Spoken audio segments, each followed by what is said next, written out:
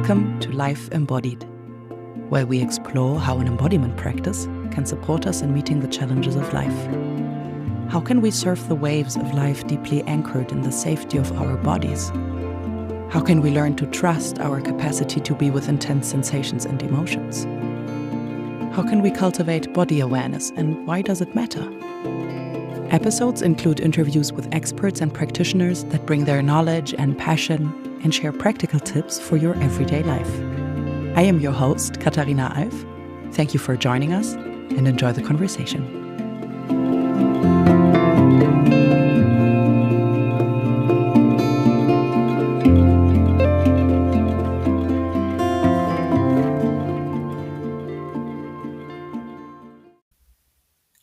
Hi everybody, and welcome to the very first episode of Life Embodied. Today it's just me here in the studio, no guest.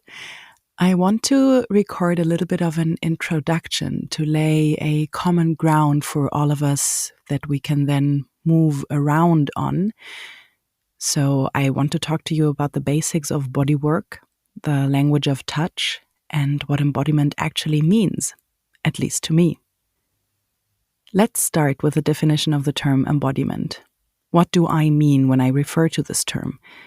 And this is a question I will ask my guests as we move along, because I think everybody has a bit of a different definition, and it might also change throughout time and throughout our lives as we gain more insight and different perspectives. And my definition of embodiment has 3 layers to it. The very first layer is to be aware that you are a body. You notice your body. You sense where you are in relation to earth and space, where you end and how you move. You are able to pay attention to your perception and your physical sensations. Being aware that you are a body and paying attention to specific sensations within this body that you are. This is the first layer. Awareness, attention. I sense my body. I am my body. The second layer is allowing yourself to be informed by your physical sensations. So it's not only, whatever, I have a sensation, let's get over it, but rather, I have a sensation. What is it telling me? What is it referring to? What is my body as a being perceiving that my logical mind might not perceive yet? So my body as a gatherer of information, as the home of my intuition, my gut feeling. My body is in resonance with my surroundings. The sensations within my body are valid information about my relationship with my surroundings. I'm kind of proud of this sentence, so let me say it again. The sensations within my body are valid information about my relationship with my surroundings. Do I feel safe? Am I well? Do I need something? This is the second layer, allowing yourself to be informed by your physical sensations. And then the third layer, which is really more of an outcome if you combine the first and second layer. When I'm aware that I have a body, when I pay attention to my sensations, and when I allow myself to be informed by those sensations, what happens is that I'm suddenly in the middle of things. I'm no longer an outside spectator looking into my life from the outside, from above. I'm not outside of myself and outside of my life. I am in the middle of it. My friend Elam, who you will meet in later episodes, refers to this as being in the driver's seat. I'm not watching the race of life. I'm in the driver's seat. I'm in the middle of it, which means that I get to fully participate. I get to fully experience it. The joy, the sorrow, the intensity, the dullness, all of it. I get to be in touch with myself, in touch with life, in touch with the people that I meet, in touch with nature and the universe. I get to experience life in its full intensity while simultaneously feeling anchored and grounded and safely woven into the interconnectedness of all experience. This is what I long for and what feels deeply satisfying to me. It lets the present moment shine in all its colors. And this is what embodiment is all about.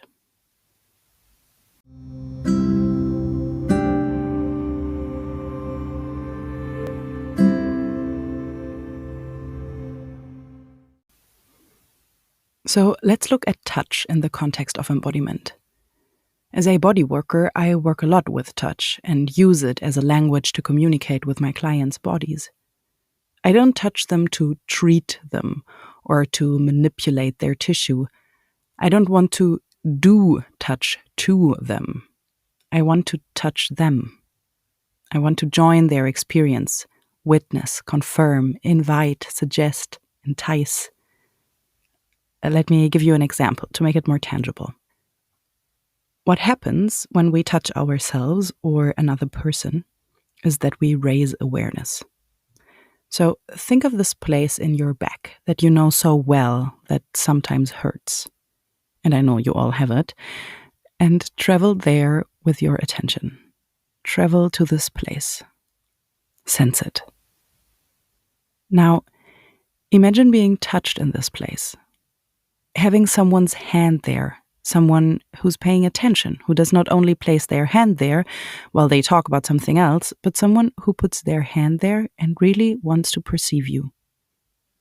And maybe their fingers find those tense muscles and they press them with this satisfying, firm grip that has you going like, yeah. They confirm your experience with their touch. And that helps you to perceive even more clearly and distinctly what is actually going on there.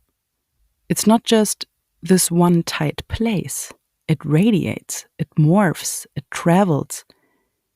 Imagine their hand perceiving these sensations, following them, traveling with your attention, witnessing the change that happens. You would feel seen and held and understood, and you would feel the permission to trust your body, the inner movement of sensations, the change that inevitably comes when we pay attention. This is what touch does.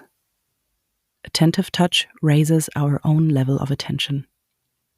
Attentive touch can follow the impulse in our tissue and support the body in what it wants to express. Attentive touch can seduce you into letting go a little bit or engage into play. These are the different languages that touch can speak.